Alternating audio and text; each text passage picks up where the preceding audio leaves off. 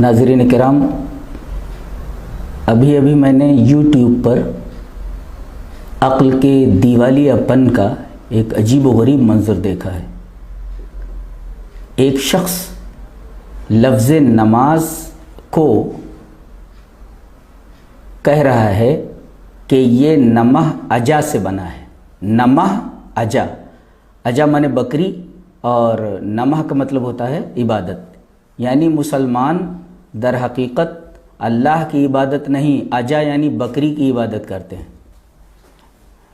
और वो कुछ संधि की विच्छेद कर रहा है।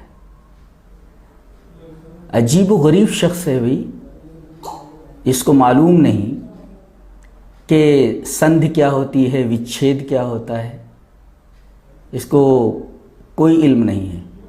आइए मैं बताता हूँ कि ये नमह अजा से बना हुआ लफ्ज़ है।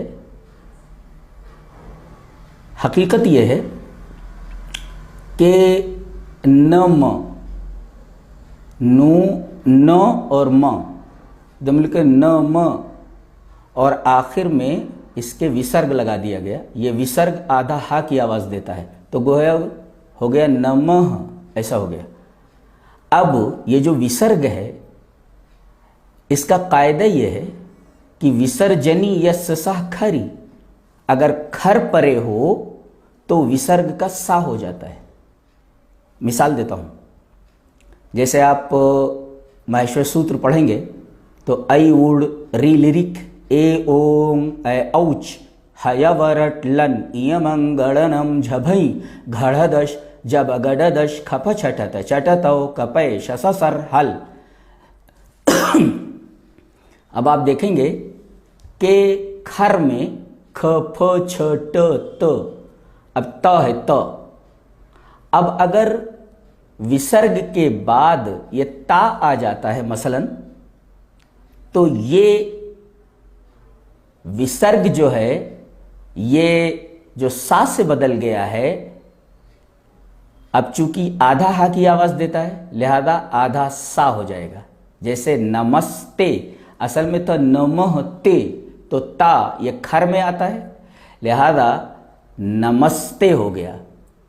ये विसर्ग जो आधा हा की आवाज देता था, अब चूंकि ये सा से बदल गया तो ये आधा हा की आवाज देता तो आधा सा से बदल जाएगा। लिहाजा नमस्ते लिखते वक्त आधा सा को लिखेंगे, नमस्ते। और ते क्या हुआ, ते माने तुझको, जैसे त्वम त्वम त्वा तोया तुभम ते त्वत्तौ ते तोई। तो अब ये देखिए ते माने तुझको, तो ताजीम तुझको, ये तर्जुमा होगा। अब हम ये देख रहे हैं कि नमह के बाद अ जो है अज, ये अ जो है ये खर में आता ही नहीं है, खर में नहीं आता। तो अब इसमें पहला सूत्र अप्लाई होगा, पाणिनि सूत्र। वो सूत्र क्या है, विसर्जनीय सह खरी। अब क्या हो गया, नमस अजा, बराबर है। अब दूसरा सूत्र अप्लाई होगा, सजुषो रू। अब ये सा जो है सजुषो रू के कायदे से ये रू से बदल जाएगा, तो क्या हुआ, ये नम रू अजा, बराबर है। अब उसके बाद ये रू जो है, अब इस पर तीसरा सूत्र अप्लाई होगा, अतोरो रपलुता दपलुते। विसर्ग से पहले अपलुत आ हो और विसर्ग के बाद अपलुत आ हो तो वो रू ऊ से बदल जाता है, तो हो गया नम ऊ अजा। अच्छा, अब हम ये देख रहे हैं कि ऊ के बाद आ है, तो अब इस पर चौथा सूत्र अप्लाई होगा, इको यड़ची, यानी ऊ प्लस आई इज इक्वल टू वा। जैसे एक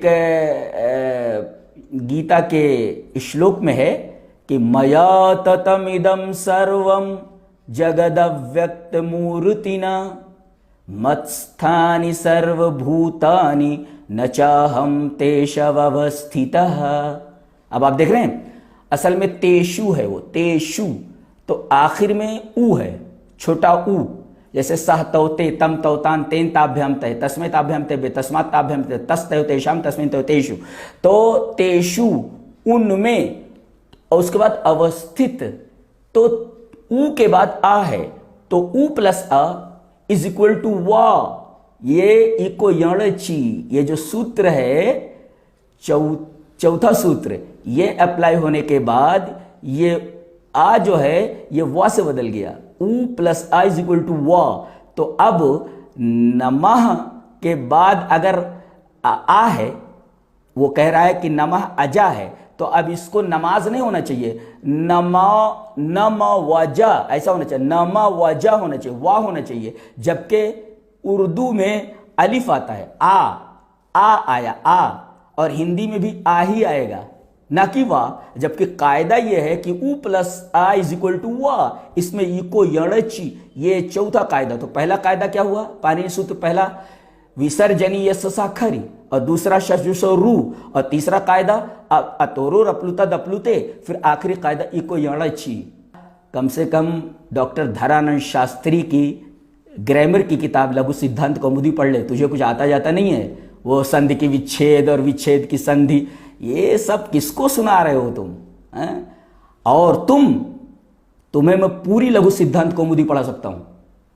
तुम्हें मालूम है हमारे यहाँ स्कूल के 2.5 साल और 3 साल के जो केजी में और नर्सरी में बच्चे हैं, उनको सबको माहेश्वर सूत्र आता है, और तकरीबन 20-20, 30-30 सूत्र पाणिनि के आते हैं। और तुमने नमाज को नमः अजा कह करके दर हकीकत पाणिनि को भी और कात्यायन को भी और इसी तरीके से पतंजलि को भी पीछे छोड़ दिया। वाह वाह, क्या बात है, क्या बात है। तुम जैसे लोग अगर हूं तो फिर पाणिनि की भी जरूरत नहीं है और कात्यायन की भी जरूरत नहीं, पतंजलि की, जितने भी ये ग्रामरियंस गुजरे हैं इन सब की